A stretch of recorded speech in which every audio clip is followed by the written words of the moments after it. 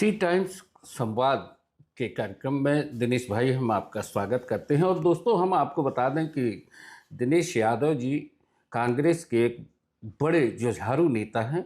और एक दौर था वर्ष 2013 का, जब ये नगर कांग्रेस अध्यक्ष थे। उस दौरान यहाँ पर पूर्व प्रधानमंत्री मनमोहन सिंह जी की एक सभा भी हुई थी। और जैसा कि आप जानते हैं कि पूर्व प्रधानमंत्री मनमोहन सिंह नहीं रहे।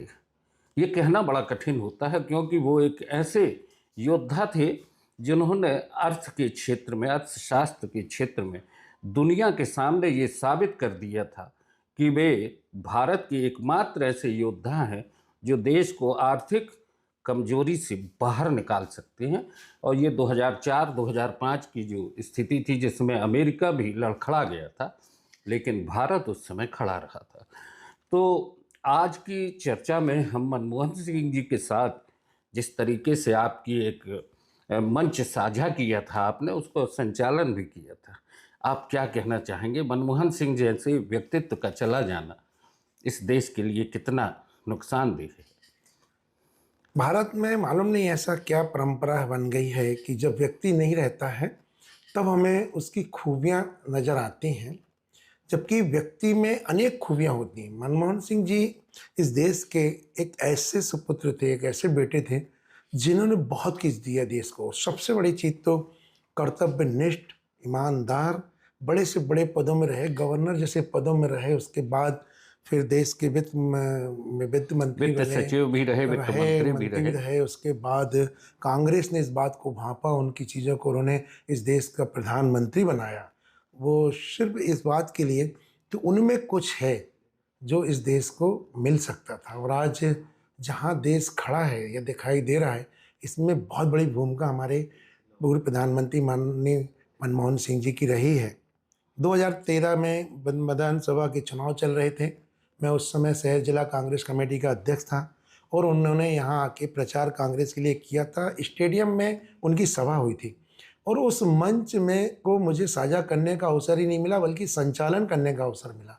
मंच में हम 5 लोग थे, उसमें एक मैं था। ये मेरे लिए बड़े गर्व की बात थी और मैंने बहुत करीब से उनको देखा, सुना और समझा। और शायद वही प्रेरणा मुझे आज देती है कि व्यक्ति भले ही कम बोले पर काम उसका बोलता है। बहुत बड़ा बोलने वाला व्यक्ति ज़रूरी नहीं कि अच्छा काम करे, जैसा कि हम वर्तमान में यदि चाहें तो तुलना भी कर सकते हैं। आज देश में आर्थिक स्थितियां, देश में जैसा कि आपने खुद बताया भी कि जब पूरा विश्व मंदी के दौर में था, तब मनमोहन सिंह जी ने भारत देश को उभारा।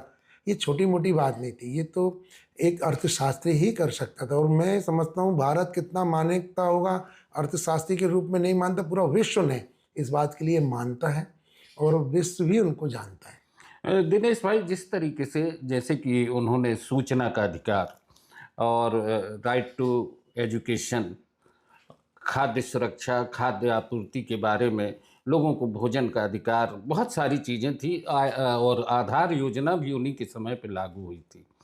क्या आपको लगता है कि मनमोहन सिंह की दूरदृष्टि भारत को लेकर किस तरह से? आज जहाँ भारत खड़ा है और पूरा विश्व जो भारत का लोहा मान रहा है, उसका कारण ही यही है, सूचना का अधिकार। सूचना का अधिकार ये था कि कोई भी आम नागरिक किसी भी विषय में वो जानकारी ले सकता है, ताकि देश जो है किसी भी प्रकार के भ्रष्ट चीज़ों में लिप्त ना रहे और बड़ी से बड़ी संस्थाएं कोई गलत काम ना कर सकें, बड़े से बड़े पावरफुल व्यक्ति भी जो है ईमानदार रहे। इसलिए उन्होंने सूचना का अधिकार दिया था। पर मुझे दुख होता है जब ये चीज़ पास हुई कि प्रधानमंत्री केयर फंड सूचना के अधिकार से बाहर होगा, कि उसकी विषय की जानकारी नहीं ली जा सकती। ये फ़र्क रहा है। जबकि मनमोहन सिंह जी ने ये चाहा था कि हमारी हर चीज़ पारदर्शिता हो, हर चीज़ दिखना चाहिए। अगर कोई बड़ी सी बड़ी चीज़ों की, सिर्फ उसमें सेना के कुछ चीज़ों को छोड़ा गया था जो हमारी सुरक्षा से संबंधित हैं। बाकी चीज़ों के लिए, सारी चीज़ों के लिए था कि आप एक कागज़ में 10 रुपये का फॉर्म भरिए और आप जानकारी हासिल कर लीजिए। पारदर्शिता के लिए चीज़ थी। खाद्य सुरक्षा अधिनियम की बात जो है, दोनों प्रकार के लिए लाभ था। एक तो हर नागरिक को खाद मिल सके, कोई व्यक्ति भूखा न मरे, और दूसरी चीज़ जो उपज कर रहा है, जो किसान, उसको वाजिब दाम उसको मिले, उसको घर बैठे मिले, क्योंकि दोनों चीज़ें बहुत ज़रूरत है। किसान को भी उपज करने के लिए उसको उसकी मेहनताना मिलना जरूरी है। और गरीब से गरीब व्यक्ति, और ये उन्हीं की दिलेरी थी, पहले वो प्रधानमंत्री थे कि जिन्होंने किसानों से 20-22 रुपये कुंटल गेहूं खरीदा, और आपको याद होगा 2 रुपये किलो गेहूं और 3 रुपये किलो चावल गरीबों को देने की बात की।